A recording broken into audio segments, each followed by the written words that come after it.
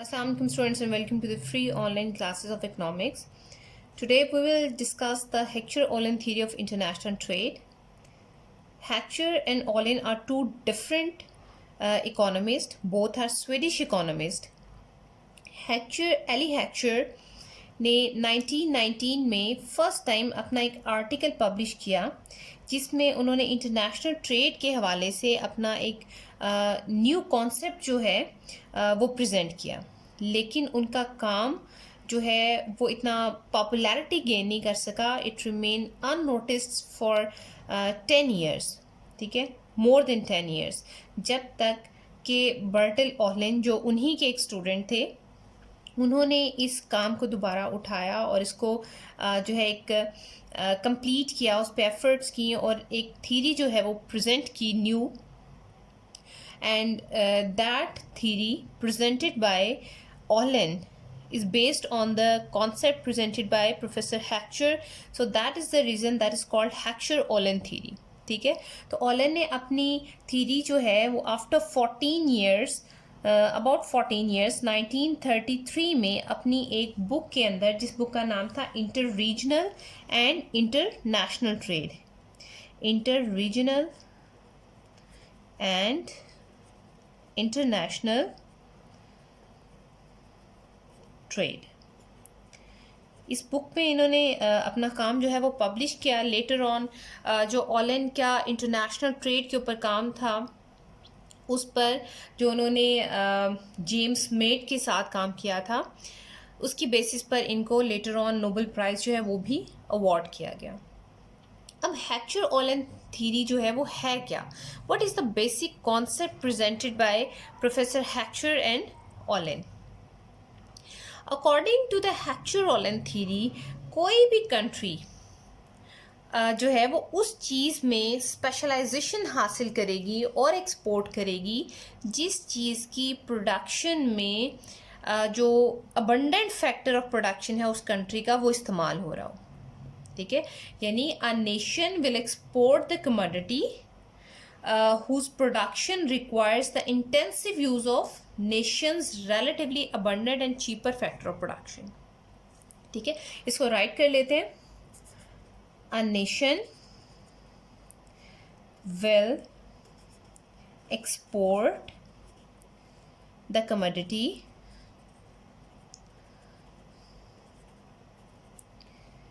whose production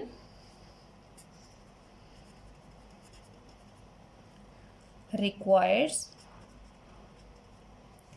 the intensive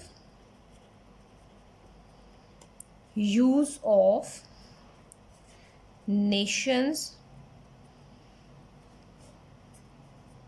relatively abundant and cheap factor of production. ठीक है, that is the basic concept presented by professor Heckscher Ohlin, professor Heckscher and Ohlin. ठीक है, इसको explain करने से पहले हम अपने प्रीवियस लेक्चर्स में स्टडी कर चुके हैं theory of absolute advantage and theory of comparative advantage. दोनों थीरीज जो हैं that are about the international trade. According to absolute advantage theory, कोई भी नेशन उस चीज़ को एक्सपोर्ट करेगी, उस चीज़ की प्रोडक्शन में स्पेशलाइजेशन हासिल करेगी जिसमें उसको एब्सोल्यूट एडवांटेज हासिल है, और स्पेशलाइजेशन के बाद both nations will gain after trade. But according to the theory of comparative advantage that was presented by professor Ricardo, ठीक है, कि अगर दोनों नेशंस को एक चीज़ की प्रोडक्शन में एब्सोल्यूट एडवांटेज हासिल होती है तो इस कंडीशन में और दूसरी नेशन को दोनों चीज़ों की प्रोडक्शन में एब्सोल्यूट डिसएडवांटेज हासिल होती है, तो इस कंडीशन में दोनों नेशन स्पेशलाइज करेंगी उस चीज़ में जिसमें एक नेशन का एब्सोल्यूट एडवांटेज ज़्यादा होगा और दूसरी नेशन का एब्सोल्यूट डिसएडवांटेज कम होगा, यानी वो अपनी कंपैरेटिव एडवांटेज जो है उसकी बेसिस पर ट्रेड करेंगी. ठीक है, अब हमने ये देखा कि कंपैरेटिव एडवांटेज जो है that is the theory which is still remain unchallenged. ठीक है, अभी तक उसके ऊपर कोई क्वेश्चन नहीं है. The fact is there that nations trade on the basis of comparative advantage. But one question is still remain unanswered कि why nations have the comparative advantage in different products. ठीक है, क्यों एक नेशन को x की production में comparative advantage हासिल है और दूसरी नेशन को वाई की प्रोडक्शन में कंपैरेटिव एडवांटेज हासिल है. सो हैक्चर एंड ऑलन आंसर दिस क्वेश्चन. ठीक है, उन्होंने इस क्वेश्चन को आंसर किया और कहा कि कोई भी नेशन कंपैरेटिव एडवांटेज हासिल करती है because of the factor that is abundantly available in that nation. ठीक है, यानी जो फैक्टर्स ऑफ प्रोडक्शन जो एक नेचुरल डिस्ट्रीब्यूशन है फैक्टर्स ऑफ प्रोडक्शन का क्रॉस द कंट्रीज. अब जिस कंट्री में जिस फैक्टर ऑफ प्रोडक्शन जो फैक्टर ऑफ प्रोडक्शन अबंडेंटली यानी ज़्यादा मिकदार में अवेलेबल है और चीपर अमाउंट में अवेलेबल है, तो इस कंडीशन में उस कंट्री को उस चीज़ की प्रोडक्शन में स्पेशलाइजेशन हासिल करनी चाहिए. So that is the reason which gives the comparative advantage to the different nations. ठीक है, तो सिंपल वर्ड्स में देखते हैं कि हैक्चर ऑलन क्या कहना चाहते हैं. ठीक है, according to them a nation will export the commodity whose production requires the intensive use of nation's relatively abundant and cheap factor of production. यहाँ पे कुछ वर्ड्स मैंने अंडरलाइन किए हैं. The first one is intensive. Intensive means कि अगर दो products हैं एक्स एंड वाई और एक्स की प्रोडक्शन में दोनों ही फैक्टर्स ऑफ प्रोडक्शन यूज़ हो रहे हैं, लेबर भी और कैपिटल भी, लेकिन कैपिटल की निस्बत लेबर अगर ज़्यादा यूज़ हो रहा है, यानी आपके पास कॉम्बिनेशन है लाइक 4 लेबर एंड 1 कैपिटल, तो it means that x 1 unit of x requires 4 units of labour and 1 unit of capital, यानी लेबर ज़्यादा यूज़ हो रहा है, कैपिटल कम यूज़ हो रहा है, तो it means labour is used intensively in its production. ठीक है, तो एक्स क्या हो जाएगी आपके पास labour intensive. X labour intensive good है. अभी इसको हम आगे ग्राफिकली डिटेल में भी स्टडी करते हैं. और अगर वाई की प्रोडक्शन में जो है वो कैपिटल ज़्यादा यूज़ हो रहा है, तो it means Y is the capital intensive product. ठीक है, अच्छा, the production requires the intensive use of nations relatively abundant. Abundant mean ज़्यादा मिकदार में. ठीक है, और रिलेटिवली मीन कंपेयरिंग. अगर नेशन 1 के पास अमाउंट ऑफ लेबर बहुत ज़्यादा है और एज कंपेयर टू कैपिटल, तो आप इसको लेबर अबंडेंट नेशन नहीं कह सकते. ठीक है, जब तक आप इसको नेशन 2 के साथ कंपेयर नहीं करेंगे. If you are studying the trade. ठीक है, अगर आप सिर्फ नेशन 1 को वो स्टडी कर रहे हैं तो वो रिलेटिव कंपेरेंस फैक्टर्स ऑफ प्रोडक्शन में आ जाएगी, तो फिर आप ये कह सकते हैं कि nation 1 is relatively labour abundant. ठीक है, लेकिन अगर आप नेशन 1 और नेशन 2 को कंपेयर कर रहे हैं तो then you will have to check the availability of factors of production in nation 2. ठीक है, सो कैपिटल, अगर यहाँ पर कैपिटल ज़्यादा है then nation 2 is capital abundant. ठीक है, अभी इन दोनों चीज़ों को इन डिटेल जो है वो हम स्टडी करेंगे. So the 2 important things is intensity of product और abundance of factors of production. ठीक है, और चीपर मीन्स जाहिर सी बात है जो फैक्टर प्रोडक्शन ज़्यादा मिकदार में मौजूद होगा तो उसकी प्राइसेस भी लोअर होंगी, चीपर होगी. ठीक है, सो अकॉर्डिंग टू हैक्चर ऑलन थ्योरी कोई भी मुल्क उस चीज़ की पैदावार में तखसीस हासिल करेगा जिस चीज़ को बनाने में वो आमलीन पैदाइश ज़्यादा इस्तेमाल हो रहा है जो कि उस मुल्क में ज़्यादा अवेलेबल है. ठीक है, यानी यहाँ पर हमने कहा जी एक्स क्या है, लेबर इंटेंसिव है और नेशन 1 लेबर अबंडेंट है, तो नेशन 1 को किस चीज़ में स्पेशलाइजेशन हासिल करनी चाहिए? इन द प्रोडक्शन ऑफ एक्स, ठीक है। जबकि नेशन 2 कैपिटल अबंडेंट है, इसलिए वाई जो है वो कैपिटल इंटेंसिव है, इसलिए नेशन 2 को in the production of Y जो है वो स्पेशलाइजेशन हासिल करनी चाहिए और वाई को एक्सपोर्ट करना चाहिए। अब ग्राफिकली देखते हैं what is the meaning of intensive factor या intensity of factor of production and abundance of factor of production. Well, I have constructed the diagrams for factor intensity.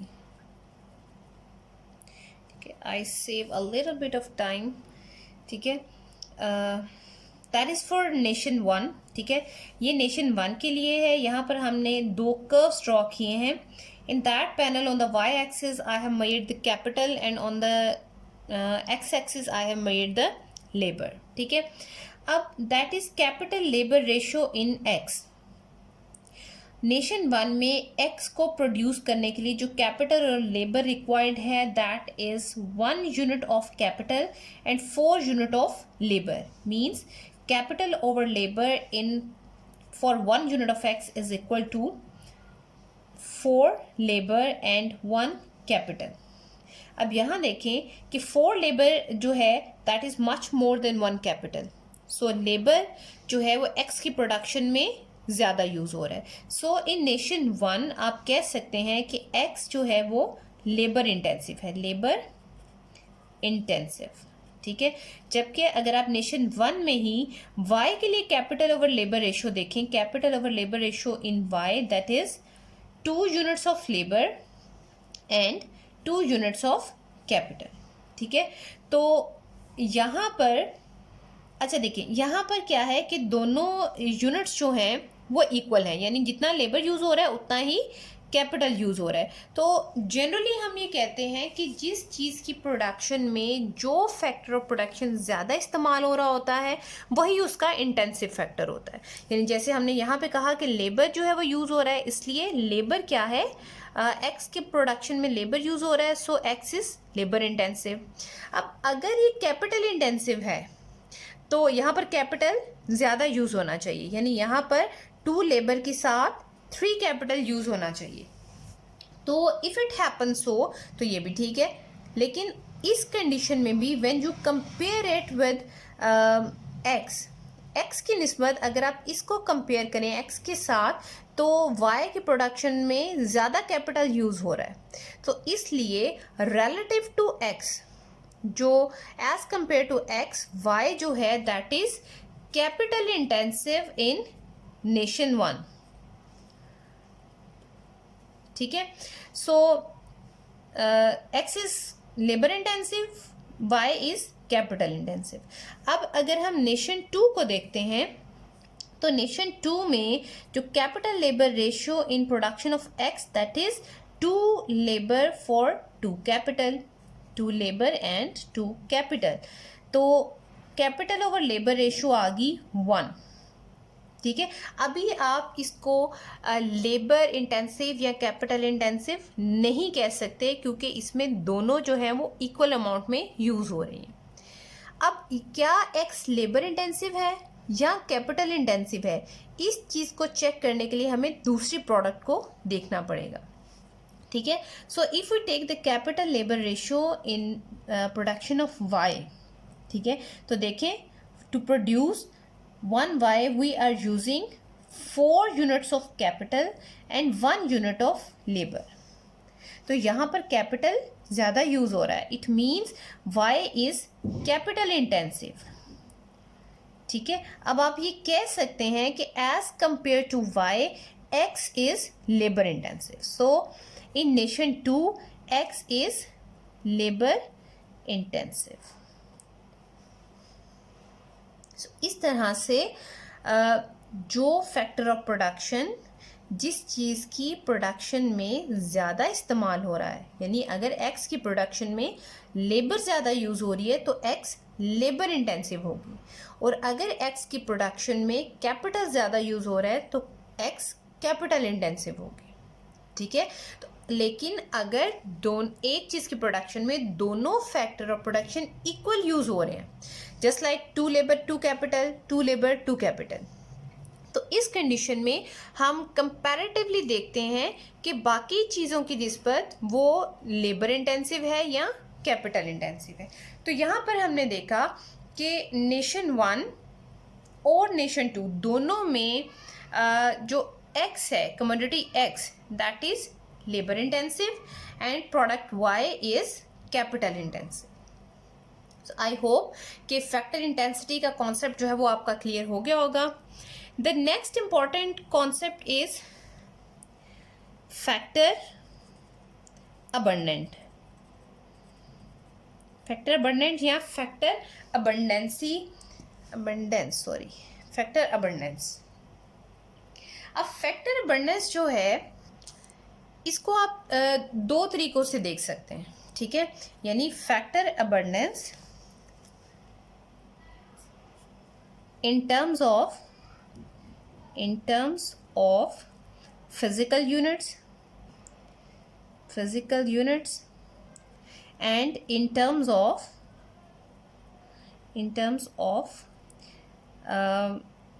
relative factor prices, ठीक है, relative factor prices। So in terms of physical units, मतलब उस nation के अंदर, if you are considering the nation 1, तो उस nation के अंदर फिजिकली लेबर और कैपिटल जो है उनकी क्वांटिटी कितनी है। अगर लेबर की क्वांटिटी ज़्यादा होगी, यू कैन से कि नेशन 1 जो है वो लेबर अबंडेंट है, और अगर कैपिटल की अमाउंट जो है वो ज़्यादा है, you may say that nation 1 is capital abundant, ठीक है। अब इन terms of relative factor prices means कि जो रिलेटिव प्राइसेस हैं, ठीक है, उसकी बेसिस पर आप नेशन 1 की जो अबंडेंस है फैक्टर प्रोडक्शन की, उसको डिफाइन कर सकते हैं। तो यू मे से कि नेशन 2 जो है इज़ कैपिटल अबंडेंट। नेशन 2 उस वक्त कैपिटल अबंडेंट होगी if the ratio of total capital over total labor जो है वो greater हो as compare to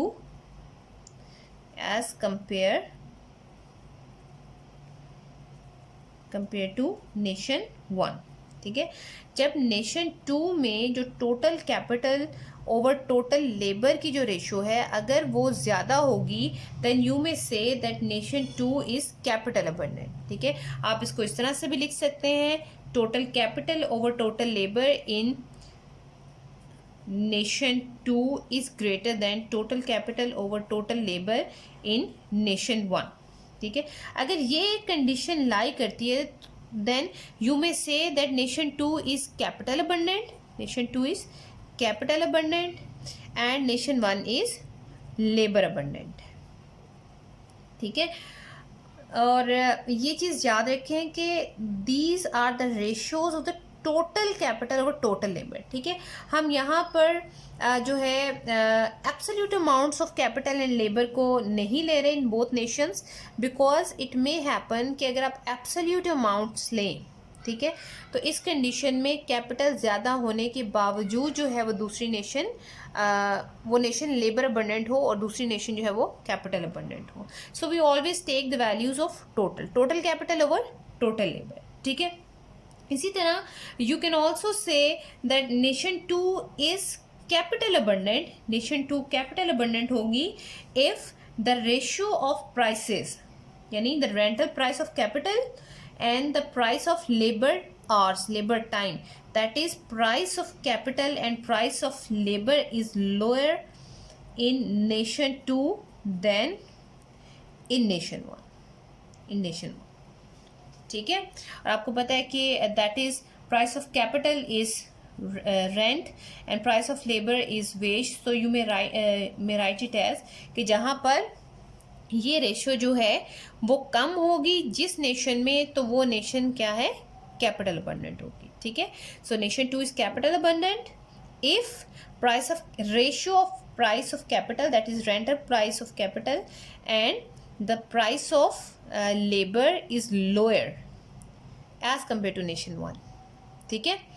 तो these are the two ways to define the abundance, factor abundance of a nation on the basis of factor prices. ठीक है. Sorry, relative factor prices. ठीक है. So that is the way I hope you understand the concept of factor intensity or factor abundance. ठीक है. मैं in nutshell हमने ये कहा कि जिस चीज़ की प्रोडक्शन में जोन सा फैक्टर ऑफ प्रोडक्शन ज़्यादा इस्तेमाल हो रहा है वही उसकी इंटेंसिटी है. अगर लेबर ज़्यादा यूज़ हो रहा है then the product is labour intensive. अगर कैपिटल ज़्यादा यूज़ हो रहा है तो प्रोडक्ट इज़ कैपिटल इंटेंसिव. ठीक है. अबंडेंस में हमने देखा कि या तो हम फिजिकल यूनिट्स देख सकते हैं कि लेबर ज़्यादा है तो इसका मतलब है कंट्री लेबर अबंडेंस है. कैपिटल ज़्यादा है तो हम कह सकते हैं कंट्री जो है वो कैपिटल अबंडेंट है.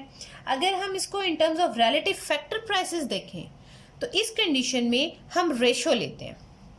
यहाँ हम total capital over total labour की रेशो लेंगे और अगर हम total capital over total labour की रेशो ले रहे हैं तो कोई भी नेशन उस वक्त कैपिटल अबंडेंट होगी जब उसकी जो रेशो है वो ज़्यादा हो, टोटल की रेशो ज़्यादा होगी. या कोई भी नेशन उस वक्त जो है वो कैपिटल अबंडेंट होगी जब वहाँ पर प्राइस ऑफ कैपिटल और प्राइस ऑफ लेबर की जो रेशो है वो कम होगी. So that is the concept of factor intensity and factor abundance. Heckscher Ohlin theory जो है that is also based upon some assumptions. ठीक है. सो द अजम्पशंस जो हैं हेक्चर-ओलन की, दीज आर द अजम्पशन. मैंने इनको पहले से राइट कर लिया टू सेव आवर टाइम. ठीक है. जस्ट गो थ्रू करते हैं assumption से according in the Heckscher Ohlin theorem. और Heckscher Ohlin theorem is based on the 2x2x2 model. 2 means 2 nations, nation 1, nation 2, 2 products like X and Y, and 2 factors of production, labor and capital. So that is the 2x2x2 model. Both nations use the same commodity.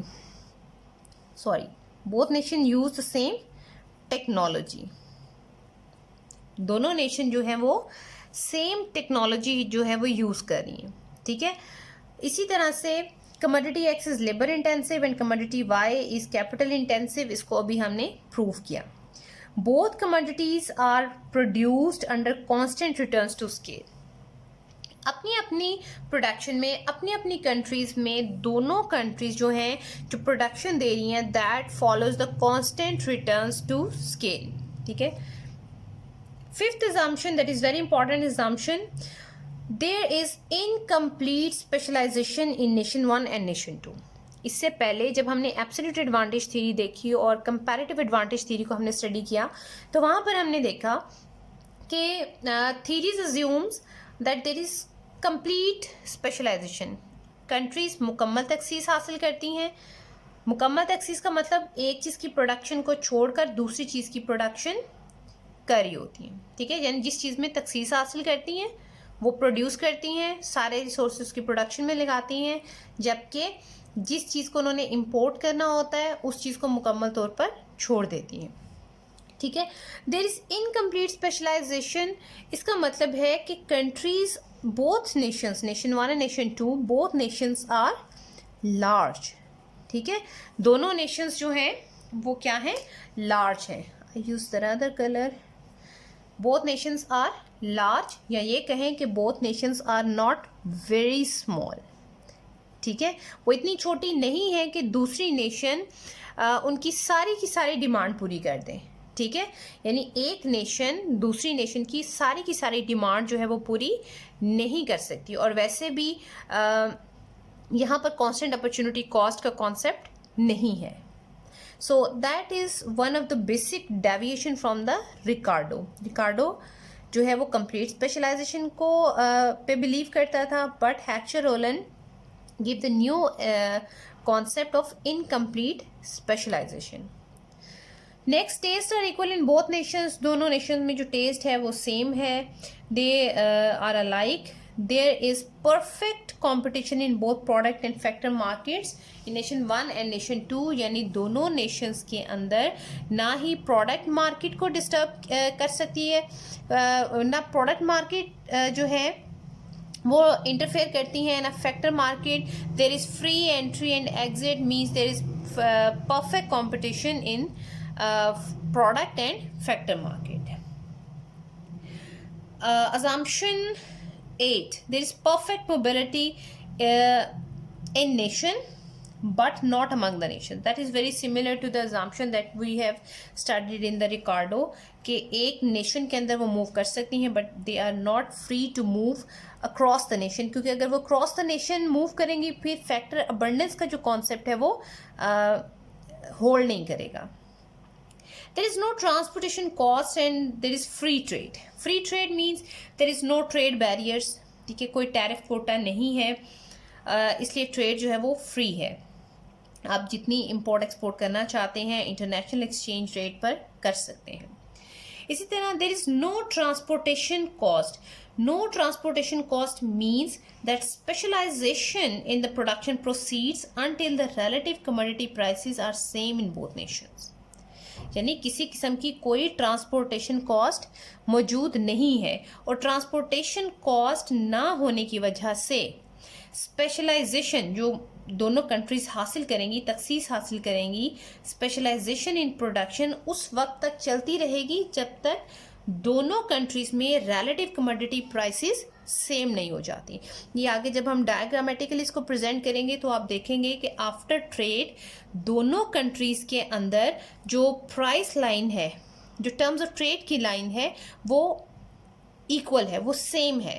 ठीक है, वो different नहीं है, उसकी slope same है दोनों countries के लिए. ठीक है, सो दैट इज बिकॉज कि ट्रांसपोर्टेशन कॉस्ट नहीं है, इसलिए जो स्पेशलाइजेशन है वो इस इक्वालिटी तक कंटिन्यू रहती है. ठीक है. 10th assumption is all resources are fully employed in both nations. ठीक है, दोनों नेशन के पास मुख्तलिफ रिसोर्सेज हैं, अबंडेंस डिफरेंट है उनकी, और सारे के सारे रिसोर्सेज फुल एम्प्लॉयड हैं. मतलब there is no unemployment, there is full employment. International trade between the two nations is balanced. ठीक है, आपको पता है इंटरनेशनल ट्रेड बैलेंस्ड भी होती है और अनबैलेंस्ड. अनबैलेंस्ड में डेफिसिट और सरप्लस आ जाता है, लेकिन यहाँ पर हमने अपनी थ्योरी को हेक्चर ने अपनी थ्योरी को ट्रू प्रूफ करने के लिए ये अज्यूम किया है that the trade between two nations is balanced. So ये अजम्पशंस थी. I hope you understand. अब हम कुछ कर्व्स जो हैं मॉडल बनाने से पहले, कुछ कर्व्स जो हैं जो उस मॉडल में यूज़ होंगे उनको एक दफ़ा गो थ्रू करते हैं. सो the first curve that will be used in that theory is production possibility curve or production possibility frontier.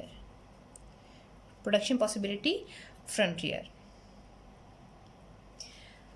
According to the production possibility frontier, ये एक ऐसा ख़त होता है जो दो प्रोडक्ट्स, दो कमोडिटीज़ के ऐसे कॉम्बिनेशंस को जाहिर करता है जो कोई कंट्री अपने रिसोर्सेज की मदद से प्रोड्यूस कर सकती है, जबकि सारे के सारे रिसोर्सेज फुली एम्प्लॉयड है, यानी there is no unemployment. So production possibility frontier जो है यहाँ पर दोनों नेशंस के लिए डिफरेंट होगा. जैसा कि हमने कहा नेशन 1 इज़ लेबर अबंडेंट, हमने इसको अज्यूम किया क्योंकि नेशन 1 में जो है वो लेबर ज़्यादा है, जबकि नेशन 2 जो है दैट इज़ कैपिटल अबंडेंट. ठीक है, तो अगर हम नेशन 1 के लिए प्रोडक्शन पॉसिबिलिटी कर्व बनाएंगे, suppose we have X here and we have Y there. तो इस कंडीशन में ओके यहाँ पे ये भी देखें कि X is labour intensive and Y is capital intensive. ठीक है, so if we consider that is nation 1, तो नेशन 1 लेबर अबंडेंट है. ठीक है, तो वो एक्स की प्रोडक्शन ज़्यादा करेगी, वाई की प्रोडक्शन कम करेगी. ठीक है। तो इस कंडीशन में उसका जो प्रोडक्शन पॉसिबिलिटी कर्व बनेगा, उसका ओरिजिन से जो डिफरेंस है y की तरफ वो कम होगा एज कंपेयर टू x। ठीक है। तो इस तरह से जो प्रोडक्शन पॉसिबिलिटी फ्रंटियर बनेगा नेशन 1 का, उसकी शेप इस तरह से होगी। ठीक है। Because nation 1 is labour abundant and x is labour intensive. इन दोनों की वजह से that is the production possibility curve frontier for the nation 1। ठीक है। इसी तरह से अगर हम नेशन 2 का प्रोडक्शन पॉसिबिलिटी कर्व बनाएं तो that production possibility curve will production possibility frontier will be skewed toward y axis। ठीक है। हमने यहाँ पे y को मेजर किया, यहाँ पर हमने x को मेजर किया। अब nation 2 is capital abundant and y is capital intensive, so nation 2 जो है वो y को ज़्यादा प्रोड्यूस करेगी एज कंपेयर टू x। ठीक है। तो जो प्रोडक्शन पॉसिबिलिटी कर्व बनेगा that will be of that shape. ठीक है। So that is the production possibility frontier for nation 1 and that is the production possibility frontier for nation 2। अब अगर आपको याद हो एब्सोल्यूट एडवांटेज थ्योरी और रिकार्डो की थ्योरी, वहाँ पर जो हमने प्रोडक्शन पॉसिबिलिटी कर्व्स बनाए थे वो स्ट्रेट लाइन थे। ठीक है। वो इस वजह से स्ट्रेट लाइन थे क्योंकि हमने कहा था कि यहाँ पर there is constant opportunity cost, but in the Hechter-Ohlin theory we are not considering the opportunity cost as constant। ठीक है। हम कहते हैं Hechter-Ohlin ये कहते हैं कि इस थ्योरी में प्रोडक्शन पॉसिबिलिटी फ्रंटियर जो है वो इंक्रीजिंग अपॉर्चुनिटी कॉस्ट को फॉलो कर रहा होता है। ठीक है। So because of increasing opportunity cost the curves are not straight line and that is the reason they are called production possibility frontier rather than production possibility curve. So that is the difference. Production possibility frontier जो है उसमें जो opportunity cost है that is increasing opportunity cost, और अगर opportunity cost या जो substitution है वो constant होगी then that will be the production possibility curve। okay, now the question is why there is increasing opportunity cost or why opportunity cost increases। ठीक है। तो there are some assumptions made by Professor Ricardo when he present his theory। उन्होंने कहा था कि factors of production are homogeneous। ठीक है। लेकिन इन रियलिटी होता क्या है कि factors of production are not homogeneous. ठीक है। जब आप एक फैक्टर ऑफ प्रोडक्शन को दूसरे फैक्टर ऑफ प्रोडक्शन एक फैक्टर ऑफ प्रोडक्शन को एक चीज़ की प्रोडक्शन से शिफ्ट करते हैं दूसरी चीज़ की प्रोडक्शन में, तो that is not equally efficient. ठीक है। They are not homogeneous. Even अगर आप ये देखें कि एक चीज़ जो है एक्स की ही प्रोडक्शन में देखें तो एक लेबर अगर एफिशिएंट है तो दैट इज़ नॉट नेसेसरी कि जो सेकंड यूनिट ऑफ लेबर आपने इंजेक्ट की है वो भी सेम एफिशिएंसी लेवल रखती हो। ठीक है। So they have different efficiencies. So the first reason is that factors of production are not homogeneous. ठीक है। और सेकेंड रीज़न है कि factors of production are not used in the same fix proportion और intensity in the production of all commodities. यानी हर चीज़ की commodity जो हर चीज़ की प्रोडक्शन है ज़रूरी नहीं है कि हर चीज़ की हर यूनिट की प्रोडक्शन में सेम जो है वो यूनिट्स जो है वो यूज़ हो रही हूँ। ठीक है।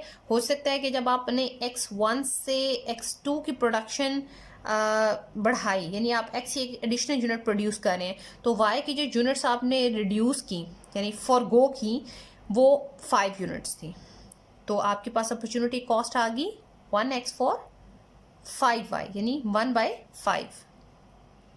इसी तरह से 5 इज द अपॉर्चुनिटी कॉस्ट। तो अगर आप x की फर्दर एक यूनिट प्रोड्यूस करना चाह रहे हैं तो उस यूनिट के लिए अब जो आपने रिसोर्सेज रिलीज करने हैं by forgoing the units of y, तो इट मे बी पॉसिबल कि as the factor production are not homogeneous, तो अब आपको पहले से ज़्यादा ड्रॉप करना पड़े. ठीक है, so that is the reason that opportunity cost often increases. ठीक है, इन रियलिटी जो है वो अपॉर्चुनिटी कॉस्ट इंक्रीजिंग होती है. So factors of production are not used in the same fixed proportion or intensity in the production of commodity. ठीक है, simply ये कहें कि मार्जिनल रेट ऑफ सब्स्टिट्यूशन जो है in that increases. So these are the concept, ठीक है, which is presented by Hector-Rollin, that there is increasing opportunity cost, जिसकी वजह से जो production possibility frontier बनेंगे वो इस शेप में होंगे. The next is community indifference curve. ठीक है, अगला जो कर्व यूज होगा that is community indifference curve, जिसको CIC भी कहा जाता है. It's just like the indifference curve, individual indifference curve, बिल्कुल उसकी तरह है जैसा कि हम कहते थे आईसी ख़त अदम तरजीह एक ऐसा ख़त है जो दो अशिया के ऐसे कॉम्बिनेशंस को ज़ाहिर करता है जो सारिफ को इक्वल लेवल ऑफ सेटिस्फेक्शन जो है वो प्रोवाइड करते हैं, जबकि प्राइसेस और बजट जो है वो गिवन होता है. ठीक है, इसी तरह से दो प्रोडक्ट्स एक्स और वाई के ऐसे कॉम्बिनेशंस जो इक्वल लेवल ऑफ सेटिस्फेक्शन देते हैं टू community or nation. ठीक है, तो these are the community indifference curve. That community indifference curve have the same property just like the individual indifference curve. ठीक है, यहाँ पे y है, यहाँ पर x है, ये आपके पास CIC आ गया, CIC1, इसके ऊपर डिफरेंट कॉम्बिनेशंस हैं जो इक्वल लेवल ऑफ सेटिस्फेक्शन दे रहे हैं कम्युनिटी को या x2 कम्युनिटी को या नेशन को. इसी तरह से they have the property of convexity, ये कन्वेक्स टू रीजन होते हैं. इसकी कन्वेक्सिटी की मदद से ही, इसके कन्वेक्स होने की वजह से ही हम एक यूनिक इक्विलिब्रियम जो है वो हासिल करेंगे. ठीक है, अगर हायर कम्युनिटी इंडिफरेंस कर्व है तो ये इससे ऊपर वाला इंडिफरेंस कर्व इससे ज़्यादा लेवल ऑफ सेटिस्फेक्शन को प्रेजेंट कर रहा है. जितना कम्युनिटी इंडिफरेंस कर्व हायर होगा उतना ही लेवल ऑफ सेटिस्फेक्शन जो है वो हायर हो जाएगा. ठीक है, जो थर्ड कर्व है that is price line.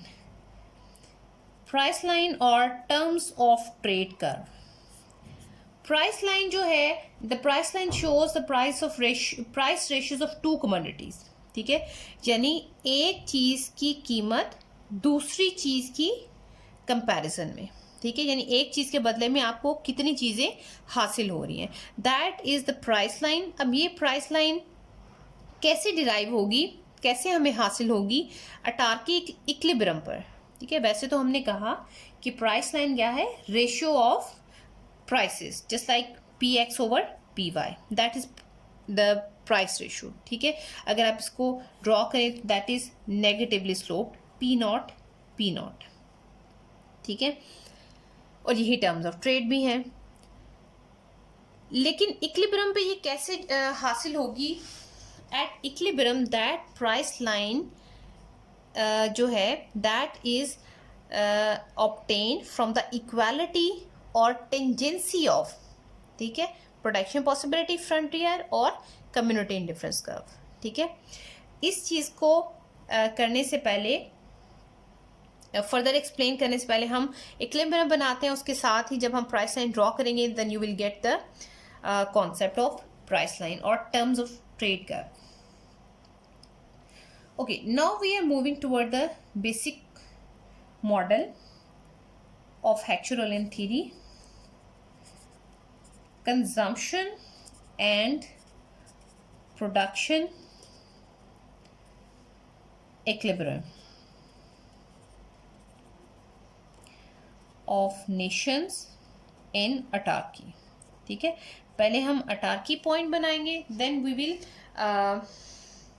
Bring the trade between these two nations, ठीक है, और ट्रेड के बाद फिर हम देखेंगे what are the gains from trade. So first we draw it for the nation 1, ठीक है.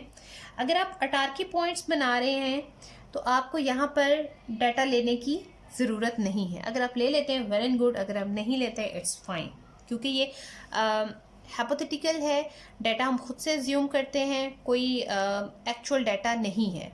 सो इसलिए यहाँ पर डाटा होना ना होना फाइन. लेकिन when you draw the curves for the gains तो आपको जो है वो बनाना पड़ेगा. सो पहले हम अटार्की पॉइंट बनाते हैं for the nation 1. We suppose that nation 1 is labor abundant and X is labor intensive goods, so that is the production possibility frontier for the nation 1.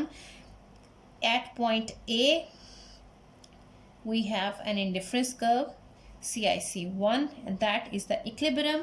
और इस equilibrium point पर जो exchange of goods है वो किन prices पर हो रहा है, so उसके लिए we draw a line that is price line, ठीक है. So price line is a line which could be which could be obtained from the tangency of CIC and production possibility curve. So you can say कि point E is the equilibrium point and that point could be equilibrium point because यहाँ पर जो nation 1 है उसने अपने production possibility यानी अपने fully resources को यूटिलाइज करते हुए हाईएस्ट कम्युनिटी इंडिफरेंस को हासिल कर ली, ठीक है. आपने अगर आपको याद हो कंज्यूमर इक्विलिब्रियम, तो वहाँ पर हम ये कहते थे कंज्यूमर कोई भी सारिफ उस वक्त वाजनी हालत में होता है जब वो अपने बजट में रहते हुए यानी अपने रिसोर्सेज को सामने रखते हुए फुली यूटिलाइज करते हुए रिसोर्सेज को हाईएस्ट पॉसिबल इंडिफरेंस कर्व को अटेन करता है.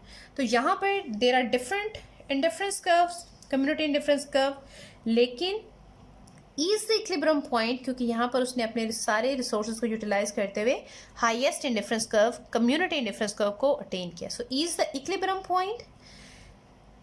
आपकी जो कंजम्पशन है that is presented by this curve, consumption, ठीक है. और जो प्रोडक्शन है that is presented by PPF, production possibility frontier production, ठीक है. तो एट अटार्की हमने देखा कि हमारी जो कंजम्पशन है और प्रोडक्शन जो है वो इक्वल है. That is production and consumption of Y and that is production and consumption of X, ठीक है. इसी तरह से अगर हम नेशन 2 के लिए ड्रॉ करें, so nation 2 is capital abundant. We take a point here that is the price line, that is CIC, that is equilibrium point, that is the consumption and production of Y and that's the production and consumption of